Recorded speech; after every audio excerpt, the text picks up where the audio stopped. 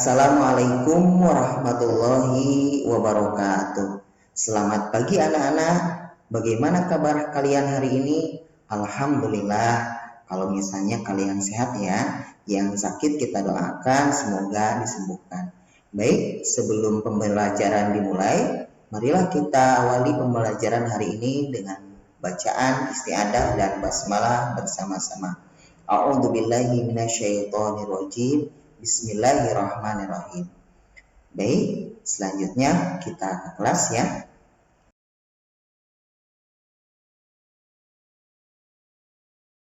A'udzu billahi minasyaitonir rajim. Bismillahirrahmanirrahim. Baik, silakan diperhatikan, kita bacakan terlebih dahulu. Tabbat yada abi lahabi wa tab. Perhatikan, dari huruf ta itu langsung ditekankan ke huruf ba. Karena huruf ba di sini adalah huruf musyaddad atau huruf yang bertasdid. Maka cara membacanya itu harus langsung ditekankan. Tab, seperti itu ya. Tabbat. Nah, ketika membaca tasukun itu harus ada napas yang mengalir keluar. Karena huruf ta tersebut merupakan salah satu daripada huruf al-hamz ya. Maka cara membacanya itu harus ada napas yang mengalir keluar. Tabbat, seperti itu. Yada, nah di sini harus dipanjangkan, bisa 2 harkat, bisa 4 harkat dan 5 harkat, karena dihukumi mad jaiz munfasil. Ada mad tabi'i lalu berhadapan dengan huruf hamzah atau alif ya, maka dihukumi mad jaiz munfasil. Tabbat yada abi. Ketika membaca abi, maka di sini dipanjangkan 2 harokat karena dihukumi mad tabi'i. Ada huruf yang berharkat kasroh yaitu ba ya, bi di sini. Lalu di depannya ada ya sukun, maka dihukumi mad tabi'i dan dibacanya 2 harokat. Lahabiu, perhatikan ada tanwin di bawah ba, lalu berhadapan dengan salah satu huruf idgham. Di sini huruf waw ya, dan termasuk idgham bigunah. Maka cara membaca tanwin yang di bawah ba di sini itu harus langsung diidghamkan atau harus langsung dimasukkan ke huruf waw disertai dengan dengung. Lahabiu, seperti itu ya. Lahabiu wa tab. Nah, perhatikan dari huruf ta itu langsung ditekankan ke huruf terakhir yaitu ba, sekaligus dipantulkan dengan suara pantulan yang lebih keras karena huruf terakhir yaitu huruf ba di sini merupakan salah satu daripada huruf qalqalah. Bahkan dihukumi qalqalah kubro karena posisinya ada di ujung ayat atau ada di ujung bacaan ya. Jadi cara membacanya harus dipantulkan dengan suara pantulan yang lebih besar. Watab, jadi sambil ditasdidkan disertai dengan pantulan yang lebih keras ya. Sekali lagi kita bacakan. Tabbat yada abi lahabi wa tab. Seperti itu ya. Baik, selanjutnya ma aghna anhu maluhu wa ma kasab. Perhatikan ketika kita membaca ma, maka di sini dihukumi mad jaiz munfasil karena ada mad tabi'i berhadapan dengan hamzah atau alif di depannya ya. Jadi dipanjangkan bisa 2 harokat, bisa 4 harokat dan bisa 5 harokat. Ma aghna. Nah, di sini dihukumi mad asli karena ada fathah berdiri ya, seperti ini. Ma aghna anhu. Nah, perhatikan ada nun sukun lalu berhadapan dengan salah satu huruf izhar. Di sini ha ya. Maka cara membaca nun sukun di sini itu harus dizahirkan ya, atau dijelaskan suara nun sukunnya. Anhu. Ma, nah di sini dipanjangkan 2 harokat karena dihukumi mad tabi'i. Ada huruf hijaiyah ma, lalu di depannya ada alif sukun seperti ini ya. Maka harus dipanjangkan 2 harokat. Maluhu. Nah, ketika membaca hu, maka di sini harus dipanjangkan 2 harokat karena dihukumi mad silah qasirah ya. Karena kalau ha domir di sini berhadapan dengan hamzah itu dihukumi mad silah tawilah. Nah, di sini berhadapan bukan dengan hamzah berarti dihukumi mad silah qasirah. Maluhu wa ma. Nah, di sini bacaan ma di sini dipanjangkan 2 harokat karena dihukumi mad tabi'i. Wa ma kasab. Nah, perhatikan di ujung ayat ini ada huruf ba yang merupakan salah satu daripada huruf qalqalah, bahkan dihukumi qalqalah kubro ya, karena posisinya ada di ujung. Dan cara membacanya itu harus dipantulkan dengan suara pantulan yang lebih besar atau yang lebih keras ya. Wa ma kasab, seperti itu. Baik, selanjutnya sayasla naran zata lahab. Perhatikan ketika kita membaca sayasla maka di sini dihukumi mad asli karena ada fathah berdiri seperti ini ya. Dihukumi mad asli dan dibacanya bisa 2 harokat ya.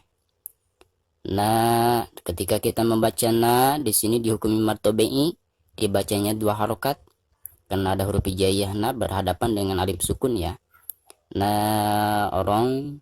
Nah, di atas ro itu ada tanwin patah tain ya. Lalu berhadapan dengan salah satu huruf ikhfa yaitu za. Seperti ini. Nah, maka cara membaca tanwin yang di atas ro itu harus disamarkan disertai dengan dengung. Narong, seperti itu ya. Jadi suara tanwinnya itu harus didengungkan dan disamarkan ya. Jadi tidak boleh dijelaskan, tidak boleh dibaca naron ya, tetapi harus narong za. Ketika membaca za maka dihukumi mad tabi'i, dibacanya 2 harokat. Zatalahab. Perhatikan ketika diwakafkan maka huruf ba di sini itu harus dipantulkan karena huruf ba merupakan salah satu daripada huruf qalqalah, bahkan dihukumi qalqalah kubro karena posisinya ada di ujung ayat. Ini jika diwakafkan ya. Akan tetapi jika bacaan di sini diwasolkan, perhatikan ada tanda alif lam seperti ini menandakan jika tanda seperti ini adanya di ujung ayat, maka itu ada 2 pilihan antara diwasolkan dan diwakafkan. Tetapi jika tanda seperti ini itu adanya di tengah-tengah ayat, maka itu tidak boleh berhenti ya. Jadi harus langsung diwasolkan saja bacaannya.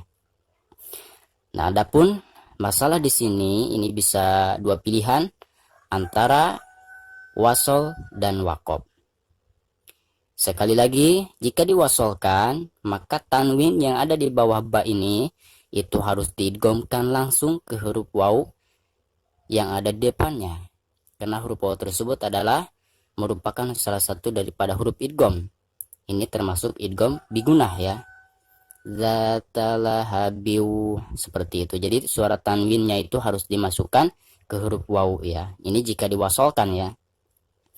Sayasla naran zatalahabi wa imra'atuh. Perhatikan jika diwakafkan di sini maka ha itu harus dibaca sukun. Karena ada tanda seperti ini menandakan lebih bagus berhenti ya daripada diwasolkan. Ini yang dinamakan wakaf al-waqfu ula ya. Jadi berhenti lebih utama. Tetapi jika diwasolkan, maka bacaan hu di sini dipanjangkan 2 harokat karena dihukumi mad silah qasirah ya. Baik, selanjutnya hammalatal hatab. Perhatikan dari huruf ha itu langsung ditasidkan ke ma disertai dengan gunah atau dengan dengung. Kenapa? Karena huruf mim itu merupakan salah satu daripada huruf gunah. Maka cara membacanya itu harus ditasydidkan disertai dengan gunah. Hamma. Ketika membaca ma itu dipanjangkan 2 harokat dihukumi mad tabi'i. Hammalatal. Perhatikan Alif lam di sini dihukumi alif lam qamariyah karena ada alif lam berhadapan dengan salah satu daripada huruf qamariyah yaitu ha ya. Maka cara membaca alif lamnya itu harus dijelaskan atau dizohirkannya. Hammalatal hatab. Nah, ada huruf qalqalah di ujung bacaan ini, maka itu cara membacanya harus dipantulkan bahkan dengan suara pantulan yang lebih keras karena dihukumi qalqalah kubro. Hammalatal hatab. Seperti itu. Baik, selanjutnya fi jidha hablum mim masad. Perhatikan ketika membaca fi di sini dihukumi mad tabi'i, ada huruf yang berharakat kasroh lalu di depannya adalah ya sukun, dihukumi mad tabi'i ya. Fi ji, nah ini juga sama dihukumi mad tabi'i, dibacanya dua harokat. Ji di ha, itu juga sama ya, dihukumi mad tabi'i karena ada huruf yang berharakat fathah lalu di depannya ada alif sukun seperti ini, maka harus dipanjangkan dua harokat. Fi jidha hab. Perhatikan ada huruf qalqalah di sini ba ya.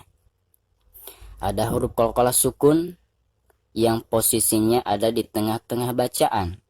Maka ini dihukumi qalqalah sugro ya. Karena posisinya ada di tengah-tengah bacaan. Jadi cara membacanya harus dipantulkan dengan suara pantulan yang standar ya. Hablum. Perhatikan di atas lam itu ada tanwin domah tain seperti ini. Lalu di depannya ada huruf yang merupakan salah satu daripada huruf idgham. Di sini mim ya, dan masuk idgham bigunah. Maka cara membaca tanwin yang ada di atas lam ini itu harus diidghamkan langsung ke huruf mim yang ada di depannya disertai dengan gunah atau dengan genung ya. Hablum mim masad. Nah, ini juga sama, ada nun sukun lalu berhadapan dengan salah satu daripada huruf idgham mim ya. Jadi suara nun sukunnya itu harus langsung dimasukkan ke huruf mim yang ada di depannya. Mim masad. Nah, huruf terakhir di sini adalah huruf dal yang merupakan salah satu daripada huruf qalqalah. Bahkan dihukumi qalqalah kubro karena posisinya ada di ujung bacaan ya. Jadi cara membacanya harus dipantulkan dengan suara pantulan yang lebih besar atau yang lebih keras ya. Kita bacakan sekali lagi. Fi jidha hablum mim masad. Seperti itu. Shadaqallahul azim.